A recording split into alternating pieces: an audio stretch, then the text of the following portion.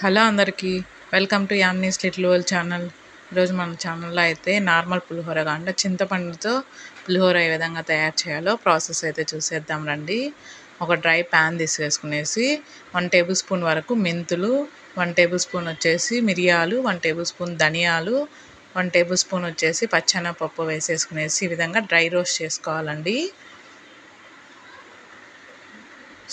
సిమ్లో పెట్టేసుకునేసి కొంచెం బాగా డ్రై రోస్ట్ చేసేసుకోవాలి. ఇవి కొంచెం వేగాక ఒక 4 టేబుల్ స్పూన్ వరకు ఆవాలు అనేటివి కొంచెం ఎక్కువ వేసుకుంటేనే చింతపండు పులిహోరకి టేస్ట్ బాగుంటుందండి.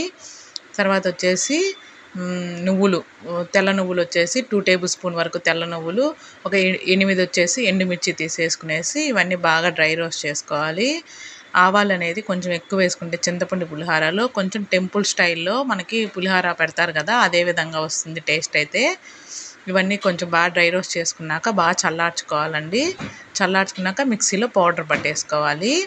తర్వాత ఈ విధంగా మనము చింతపండు అయితే ఒక 200 గ్రామ్స్ వరకు ఈ విధంగా నానబెట్టుకున్నాను. 4 గ్లాసెస్ ఆఫ్ రైస్కి అయితే 200 గ్రామ్స్ వరకు చింతపండు అయితే పడుతుంది. ఒక హాఫ్ అన్ అవర్ ముందు ఈ విధంగా వాటర్లో నానబెట్టేసుకునేసి ఇప్పుడు ఈ చింతపండు గుజ్జంతా మనం రెడీ చేసి పెట్టేసుకోవాలండి నీట్గా. తర్వాత ఒక ప్యాన్ తీసేసుకునేసి ఆ ప్యాన్లో ఒక 3 టేబుల్ స్పూన్ వరకు ఆయిల్ పోసేసుకునేసి ఇప్పుడు ఈ ఆయిల్లో వచ్చేసి ఒక 5-6 ఎండుమిర్చి ఉంటాయి కదా, ఎండుమిర్చి ఈ విధంగా వేసేసుకునేసి కొంచెం బాగా వేగనివ్వాలి అవి. తర్వాత చింతపండు మనం తీసుకున్నాం కదా 200 గ్రామ్స్, ఆ గుజ్జు వచ్చేసి ఈ విధంగా పోసుకోవాలండి దీంట్లో.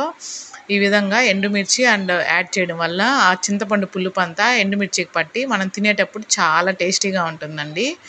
తర్వాత వచ్చేసి ఒక 1 టేబుల్ స్పూన్ వరకు పసుపు యాడ్ చేసేసుకునేసి తర్వాత తగినంత వచ్చేసి సాల్ట్ కూడా యాడ్ చేసాము. చింతపండు గుజ్జులో మనం రైస్లో కూడా కొంచెము పసుపు అనేది యాడ్ చేసుకుంటాం కాబట్టి ఇక్కడ తక్కువే యాడ్ చేసాము.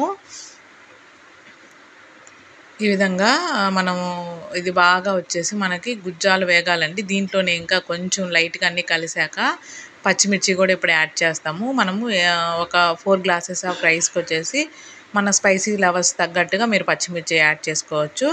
కరివేపాకు, పచ్చి కరివేపాకు, ఇంగువ వచ్చేసి మెయిన్ ఇంగ్రీడియంట్. ఇంగువ వేస్తేనే చింతపండు పులిహోరలో టేస్ట్ అనేది టెంపుల్ స్టైల్లో వస్తుందండి. మస్ట్ అండ్ షుడ్గా ఇంగువ అయితే వేయాలి. తర్వాత పచ్చిమిర్చి వచ్చేసి నేను ఇక్కడ 7 పచ్చిమిర్చి తీసుకునేసి ఈ విధంగా చీలికల్లా కట్ చేసుకునేసి చింతపండు గుజ్జులోనే వేసాను.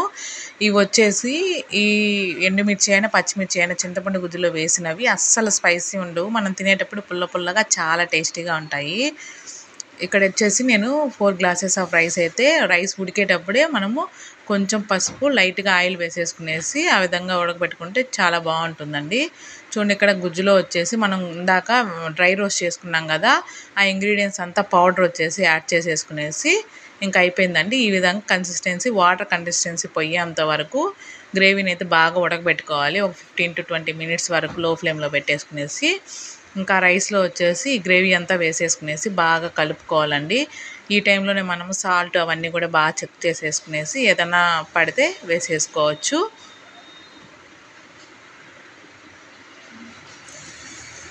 చూడండి ఈ విధంగా బాగా కలిపేసుకోవాలి అంతా, రైస్ అంతా ఉండలు లేకుండా మనకి. ఇప్పుడు ఈ ఎండుమిర్చి ఇవన్నీ వచ్చేసి పుల్లగా చాలా టేస్టీగా ఉంటాయండి, మనం చింతపండులో ఉడకబెట్టాం కాబట్టి. తర్వాత వచ్చేసి దీనికి మెయిన్ ఇంగ్రీడియంట్స్ వచ్చేసి పోపు. పులిహోరకి మెయిన్ వచ్చేసి మనకి పోపు పెట్టుకుంటేనే టేస్ట్ అనేది వచ్చేస్తుందండి. 3 టేబుల్ స్పూన్ వరకు ఆయిల్ తీసుకునేసి పల్లీలు లేకుండా పులిహోర అనేది చేస్తే అస్సలు టేస్ట్ అనేది రాదు. పల్లీలు వచ్చేసి మెయిన్ ఇంగ్రీడియంట్ అని చెప్పుకోవచ్చు. పల్లీలు వచ్చేసి ఒక కప్పు నిండా తీసేసుకునేసి ఈ విధంగా. తర్వాత ఆవాలు 1 టేబుల్ స్పూను, జీలకర్ర 1 టేబుల్ స్పూను, పచ్చెనగపప్పు 1 టేబుల్ స్పూను, ఎండుమిర్చి వచ్చేసి ఒక 3 or 4 ఎండుమిర్చి తీసుకునేసి ఈ విధంగా ఆయిల్లో బాగా కొంచెం డీప్ ఫ్రై చేసేసుకుంటున్నానండి.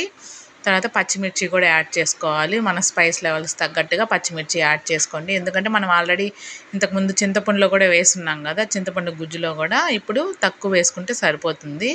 తర్వాత తగినంత కరివేపాకు, కొత్తిమీర వచ్చేసి కడిగేసి ఈ విధంగా ఆయిల్ ఫ్రై అయ్యేటప్పుడే మనం కొత్తిమీర కూడా వేసుకుంటే ఆ నెమ్ము ఉంటుంది కదా, కొత్తిమీర మనం వాష్ చేసిన నెమ్ము అదంతా కూడా పోతుంది. చూడండి పోపు దినుసులు కూడా అన్నీ వేగిపోయాయి. ఇప్పుడు తిరగమాత వచ్చేసి మనం ఇంకా రైస్లో వేసేసుకునేసి పోపు ఇంకా బాగా కలిసేటట్టయితే అంతా ఒకసారి టాస్ చేసేసుకోవడమే. ఇంకైతే రెడీ అయిపోయినట్టేనండి. చాలా టేస్టీగా ఉంటుంది. ఈ విధంగా చేయండి. టెంపుల్ స్టైల్లో కంపల్సరీ వస్తుంది. ఈ వీడియో మీకు నచ్చినట్లయితే లైక్ చేసి, షేర్ చేసి, సబ్స్క్రైబ్ చేయండి. Thank you for watching.